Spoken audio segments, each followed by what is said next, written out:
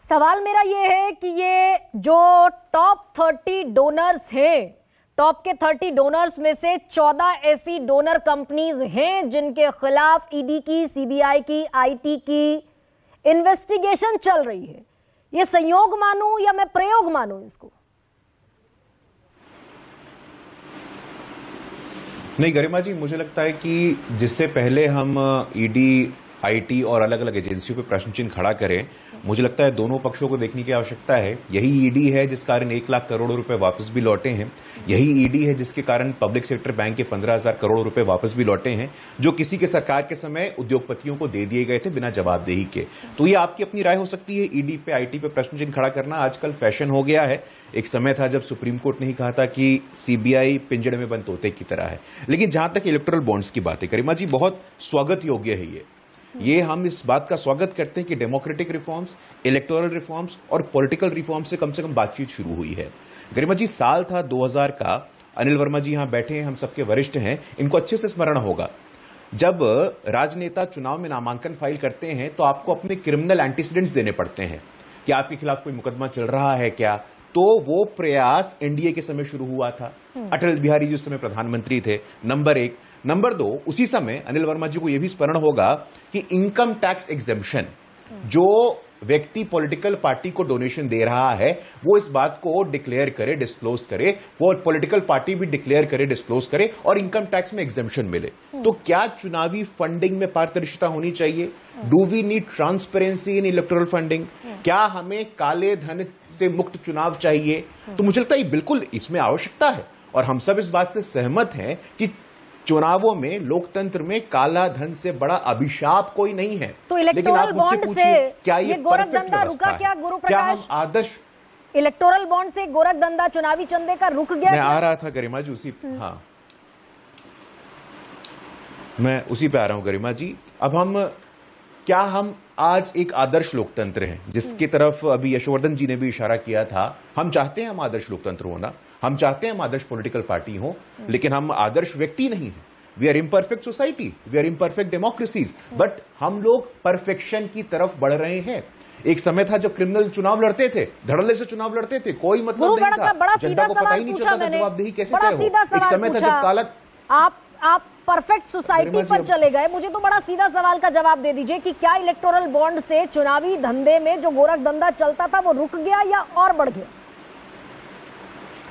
गरिमा जी, आप मुझे limited time दिया है आपने, आपके सवाल को मैं समझ गया हूं, आपके दर्शक उसके उत्तर को समझ रहे हैं। लगातार हस्तक्षेप करिएगा तो ना तो आपका सवाल पूरा हो पाएगा ना मेरा जवाब पूरा हो पाएगा।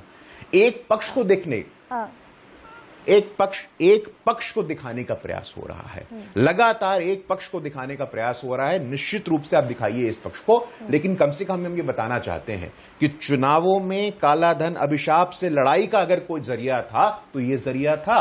चुनावों में क्रिमिनलाइजेशन ऑफ पॉलिटिक्स को कम करने का जरिया था, तो हमने प्रयास किया था। एक पक्षीय कैसे हुआ जब गरिमा सिंह यहाँ बैठकर ये बता रही है? एक पक्षीय कैसे हुआ गुरु?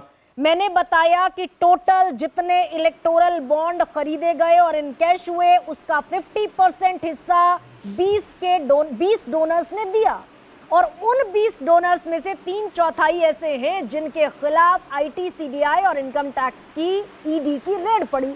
तो ये एक तरफा कैसे हुआ? नहीं गरिमा जी, एक तरफा है कि नहीं ये दर्शकों को तय करने दीजिए ना। हम और आप तय करने वाले कौन होते हैं?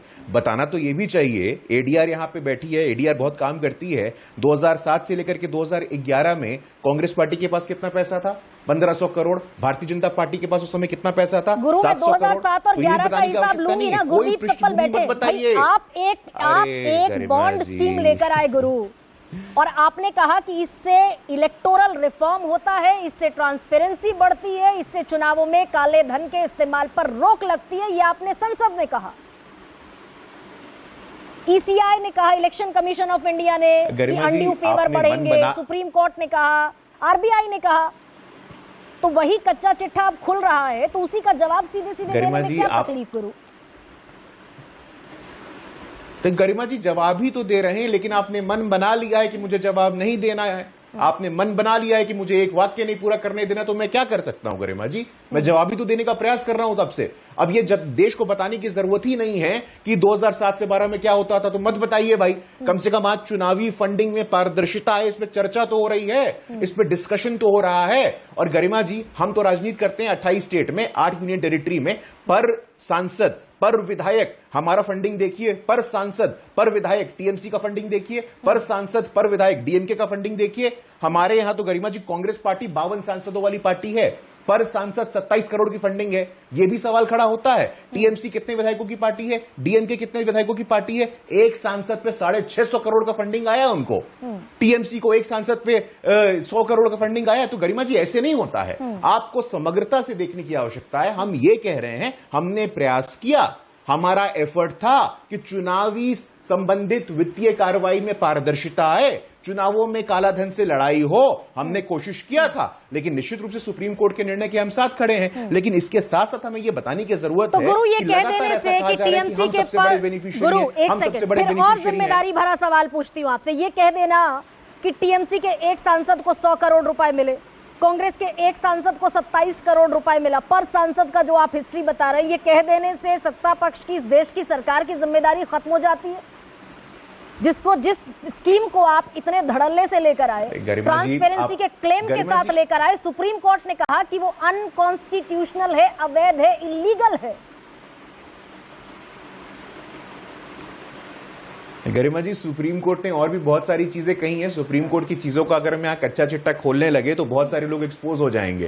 तो सिलेक्टिवली सुप्रीम कोर्ट को कोट करना ठीक नहीं है। लेकिन जहां तक इलेक्टोरल फंडिंग की बात है, इलेक्टोरल फंडिंग में ट्रांसपेरेंसी समय की मांग थी और हमने इस दिशा में काम किया है। ये बताने की जरूरत नहीं है क्या? अगर डीएमके एक छोटी सी पॉलिटिकल पार्टी है, एक स्टेट में पॉलिटिकल पार्टी अपना काम करती है, उसके एक सांसद पे 650 करोड़ आते हैं तो सवाल नहीं खड़ा होता है। लेकिन भारतीय जनता पार्टी के एक सांसद पे अगर डेटा निकालते हैं तो सवाल खड़ा होता है। ये बताना चाहिए गरिमा जी। देखिए, पुरानी मैं इसका काउंटर दे देती हूं आपको। मैं इसका काउंटर इसलिए दे रही हूं, लॉ आपने बनाया, संसद में कानून आपने बनाया, ट्रांसपेरेंसी का क्लेम आपने किया, चुनाव में काले धन का इस्तेमाल नहीं होगा, ये दावा आपका था।